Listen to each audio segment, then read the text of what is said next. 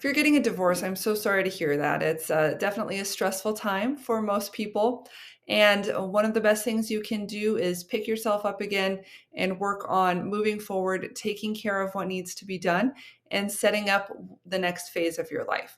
So, oftentimes that involves the sale of a home or the purchase of a new home.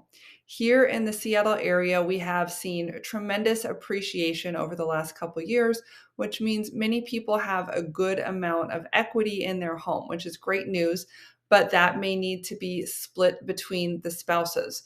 So, one of the ways that that can be done is by one spouse who's staying in the home to refinance the home. Another way that it can be done is for both couples, both people to sell the home, and then they each take their proceeds. They split the proceeds from that sale and go their separate ways. So this can be difficult and tense in some cases. A lot of times there's a breakdown in communication between both sides of either party.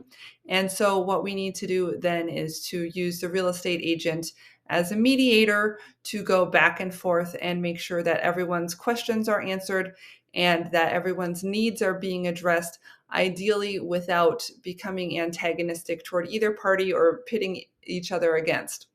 Another thing that I recommend that you take a look at is maybe doing a credit freeze or a credit monitoring system of some kind, because chances are your spouse has access to joint checking accounts, joint credit cards. You might want to go ahead and cancel or turn off those cards so that they can't be used any further.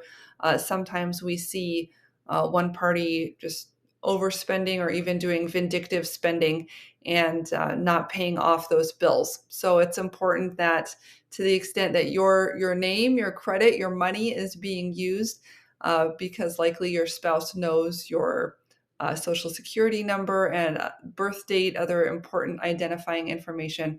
So just making sure that your credit is locked down in a way that it is not going to be used for nefarious purposes, whether on purpose or accidentally, getting you into a position that you didn't intend.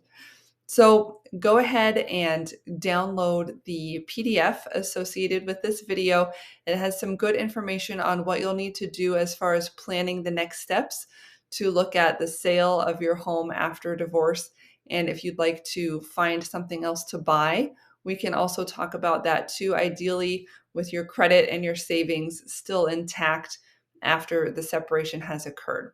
So I'm Emily Cressey. I am a local real estate agent.